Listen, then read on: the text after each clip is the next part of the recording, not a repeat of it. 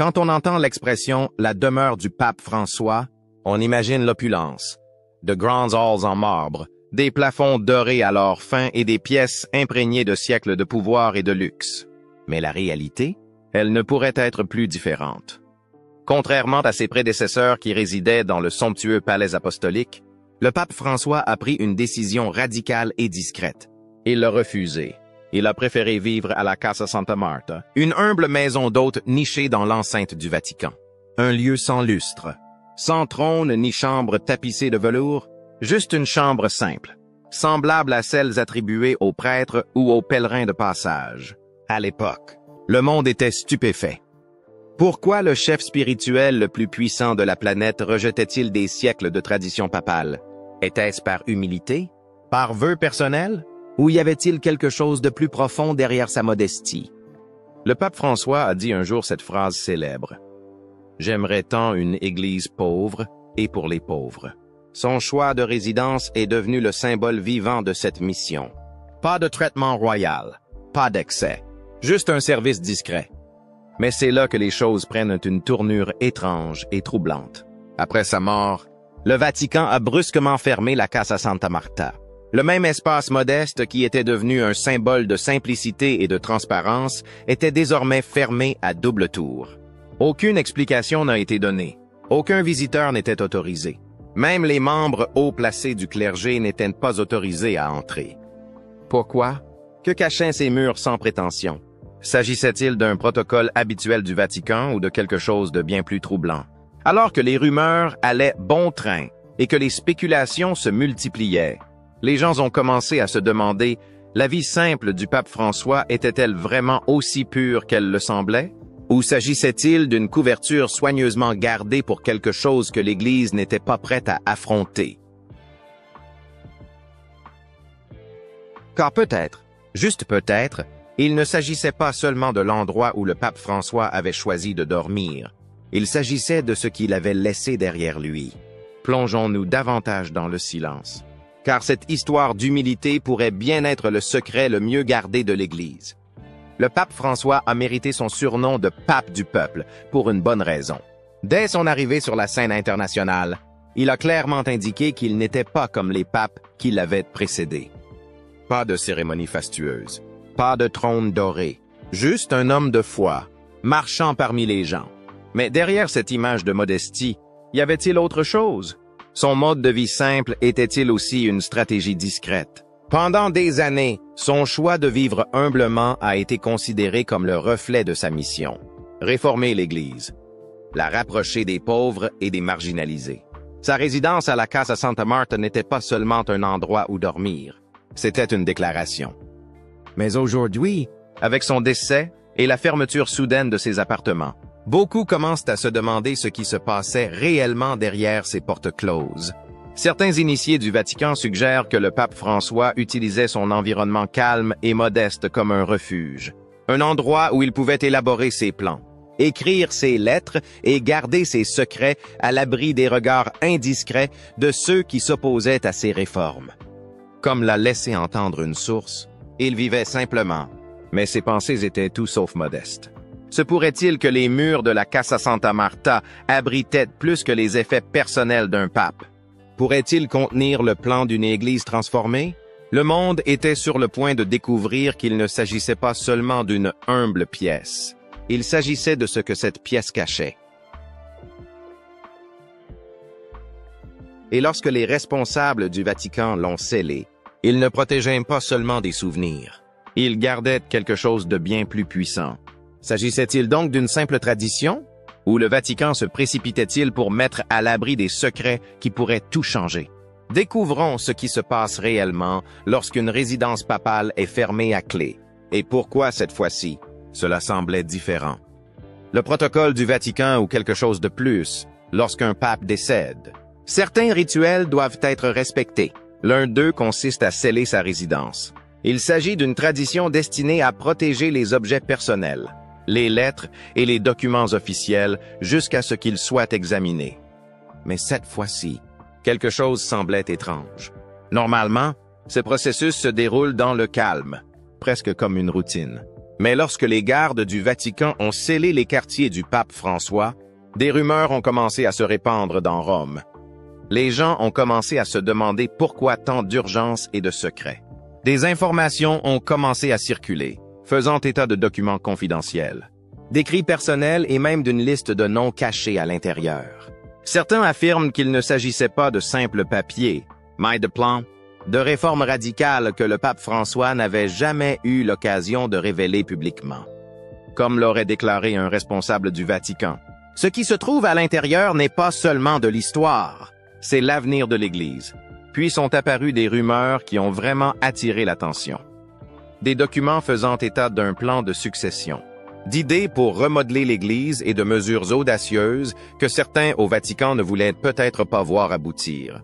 Pourquoi même les cardinaux les plus haut placés se sont-ils vus refuser l'accès? Qu'y avait-il de si sensible pour que le Vatican agisse plus rapidement que d'habitude?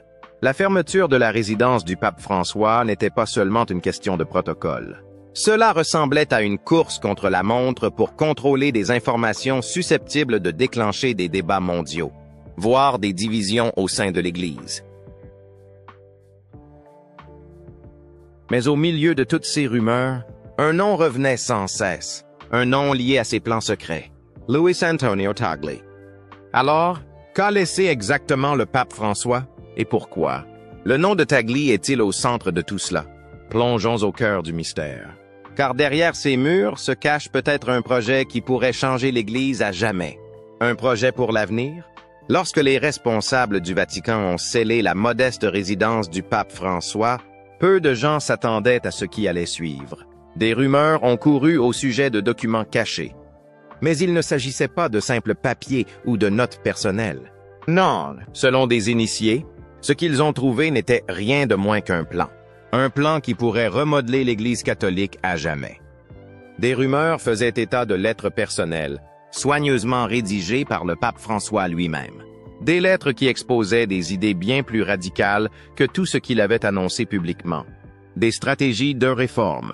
Des visions détaillées d'une Église plus inclusive et, peut-être plus choquant encore, une liste de successeurs qui, selon lui, pourraient poursuivre sa mission. Les papes ne sont pas censés nommer leurs successeurs. C'est contraire à la tradition. Mais François n'a jamais été un homme lié par les conventions. Il connaissait la résistance à laquelle il serait confronté.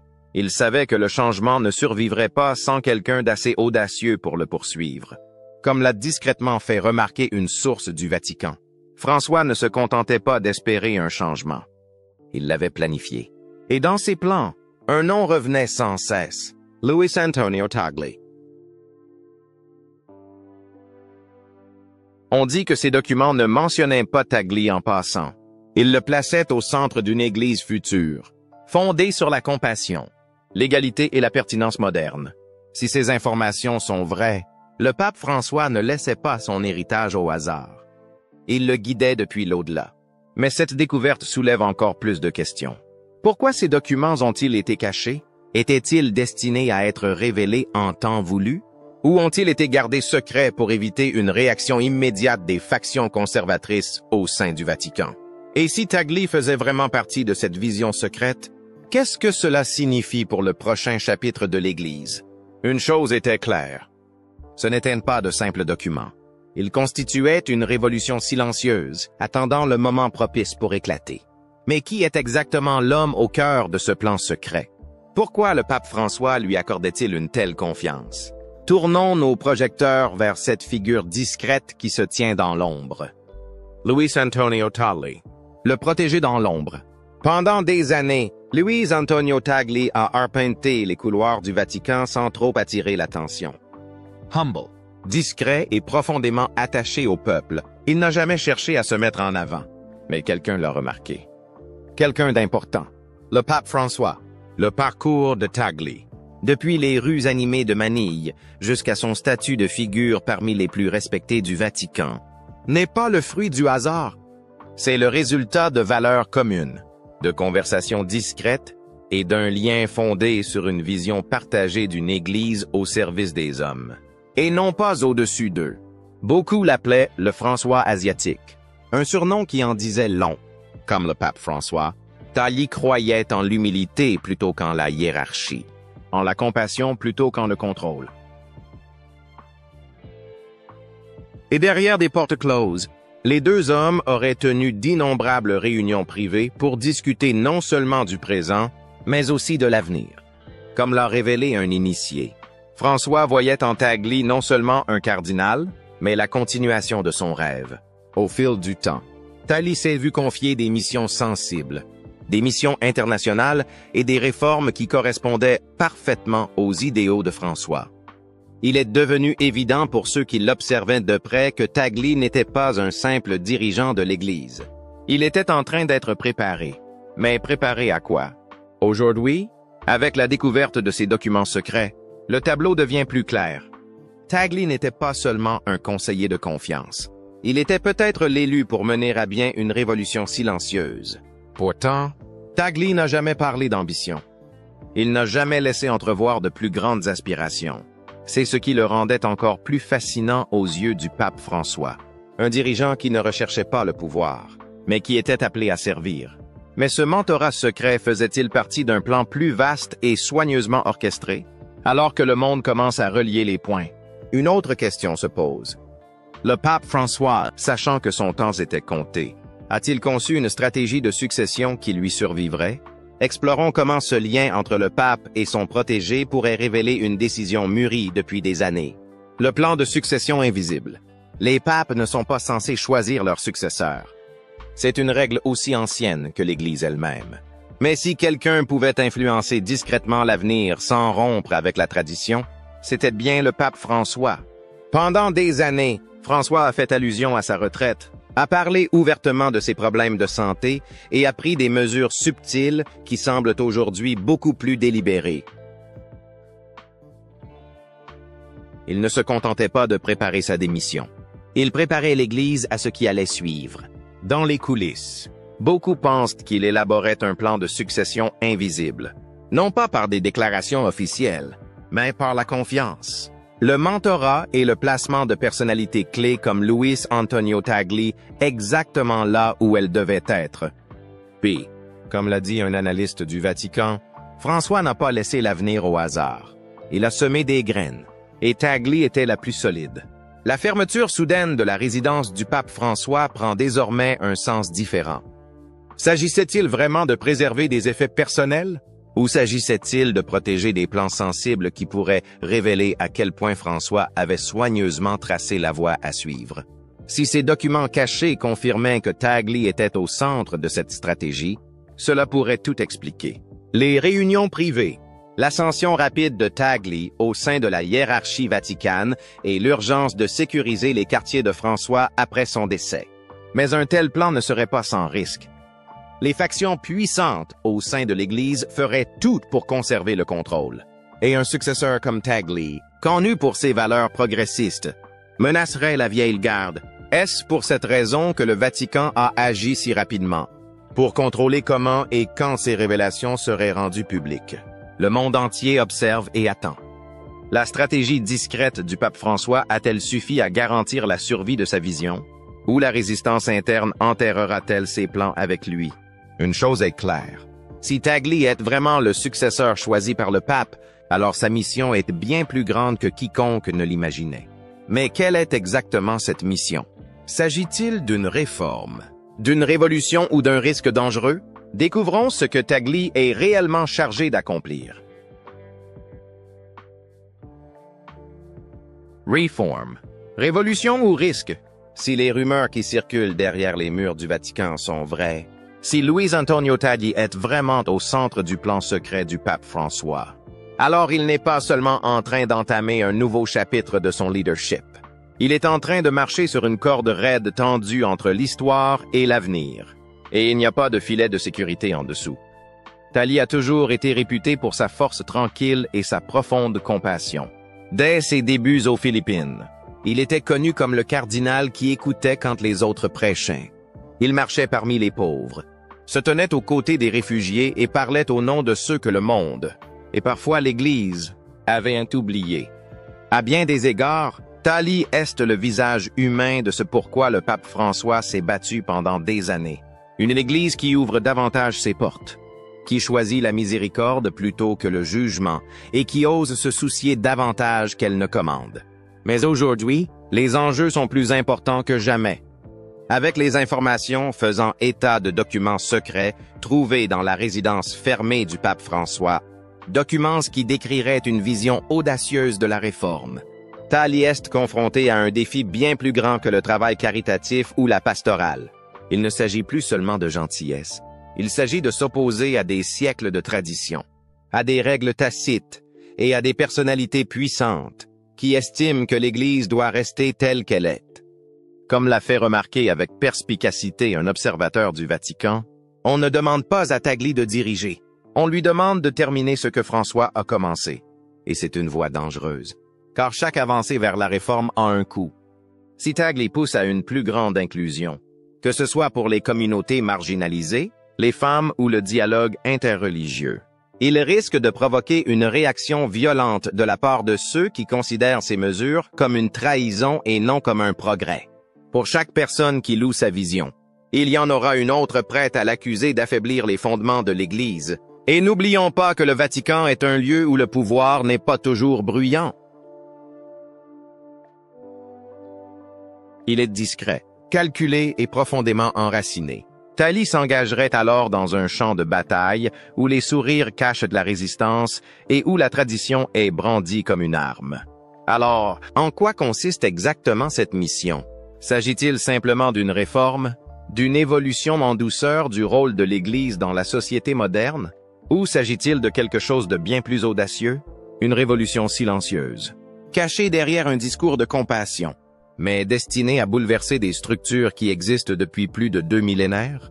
Quoi qu'il en soit, c'est un risque que peu oseraient prendre. Mais pour Tagle, soutenu par la confiance du pape François, et peut-être lié par sa dernière volonté, se retirer n'est peut-être plus une option. Il ne s'agit plus d'un choix personnel. Il s'agit d'une responsabilité qui pourrait définir l'avenir de l'Église catholique. Mais ne vous y trompez pas, tout le monde ne soutient pas Tagle et n'est pas prêt à appuyer cette vision. En fait, tandis que le monde observe avec espoir, des forces au sein du Vatican préparent déjà leur défense. Car là où l'on parle de révolution, il y a toujours de la résistance. Lèvons le voile et examinons l'opposition silencieuse qui grandit au cœur de Rome. Une force déterminée à arrêter Tagle avant même qu'il ne commence. La résistance silencieuse du Vatican, pour chaque voix qui appelle au progrès. Il y en a toujours une autre, plus discrète et plus calculée, qui murmure « pas si vite ». À l'intérieur des anciens murs du Vatican, ces murmures ne sont pas seulement des opinions. Ce sont des jeux de pouvoir, et souvent, ces murmures résonnent plus fort que les applaudissements publics. Tout au long de son pontificat, le pape François n'a pas seulement dirigé des prières. Il a mené des combats, mais ce n'étaient pas des combats ouverts. Non, ils étaient menés en secret. Des guerres silencieuses menées lors de réunions privées, à huis clos, dans des couloirs séculaires où la tradition a plus de poids que la vision. Son engagement en faveur d'une Église plus compatissante et plus inclusive a été salué par des millions de personnes à travers le monde. Mais au sein du Vatican, les factions conservatrices considéraient chaque mesure de réforme comme une menace, non seulement pour la doctrine, mais aussi pour les structures de contrôle qu'elles avaient maintenues pendant des générations. Aujourd'hui, avec la disparition du pape François, ces mêmes factions voient une occasion, non pas de pleurer, mais de récupérer ce qu'elles pensaient perdre, et qui se dressent directement sur leur chemin. Luis Antonio Tagle. Pour beaucoup, Thalie est une lueur d'espoir. Mais pour ceux qui s'accrochent aux anciennes méthodes, il représente quelque chose de bien plus dangereux. L'incarnation vivante de la révolution inachevée de François, comme l'aurait déclaré un initié du Vatican. Une ère Tagle réduirait à néant des siècles de contrôle. Ce n'est pas la peur du changement, c'est la peur de perdre le pouvoir. Cela pourrait-il expliquer pourquoi le Vatican a agi si rapidement pour sceller la résidence du pape François? S'agissait-il vraiment de préserver un héritage? Ou était-ce une manœuvre stratégique visant à contenir les aspects les plus audacieux de sa vision? Des projets qui, s'ils étaient révélés, pourraient contraindre l'Église à un avenir que certains veulent à tout prix éviter. Une bataille silencieuse se déroule. Une bataille dont la plupart des catholiques du monde entier ne seront jamais témoins. Elle ne se livre pas à coups de déclarations publiques, mais à coups de silence, de retards et de manœuvres en coulisses. C'est une bataille entre ceux qui pensent que l'Église doit évoluer pour survivre et ceux qui pensent que sa survie dépend du maintien du statu quo, et qu'il l'ait voulu ou non. Tailly se trouve désormais au cœur de ce conflit. Chaque décision qu'il prend, chaque mot qu'il prononce ou qu'il s'abstient de prononcer sera scruté par ceux qui attendent une occasion de le discréditer. La résistance silencieuse est souvent la plus dangereuse, car on ne la voit pas venir avant qu'il ne soit trop tard.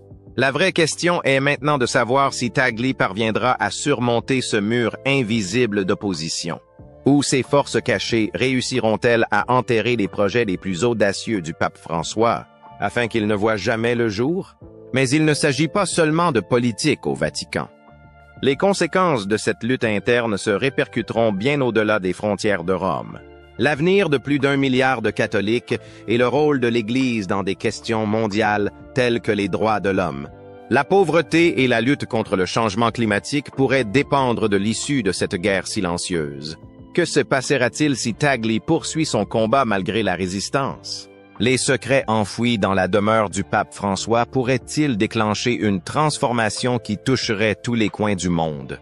Explorons comment ces vérités cachées pourraient ouvrir une nouvelle ère pour l'Église catholique et pourquoi le monde devrait y prêter une attention particulière. Une nouvelle ère pour l'Église catholique? Si Luis Antonio Tagle accède au poste auquel le pape François l'aurait discrètement préparé, les effets ne se feront pas seulement sentir à l'intérieur des murs du Vatican. Ils seront ressentis dans le monde entier. Une Église dirigée par Tagle pourrait marquer un tournant historique, passant d'une institution centrée sur l'Europe à une communauté religieuse véritablement mondiale. Une Église qui s'adresse directement aux populations croissantes d'Asie, d'Afrique et d'Amérique latine. Une Église qui aborde des questions concrètes telles que le changement climatique, les migrations, la pauvreté et la justice sociale. Pas seulement la doctrine spirituelle. Comme l'a fait remarquer un commentateur, il ne s'agit pas seulement de religion. Il s'agit de redéfinir la place de l'Église dans la société moderne.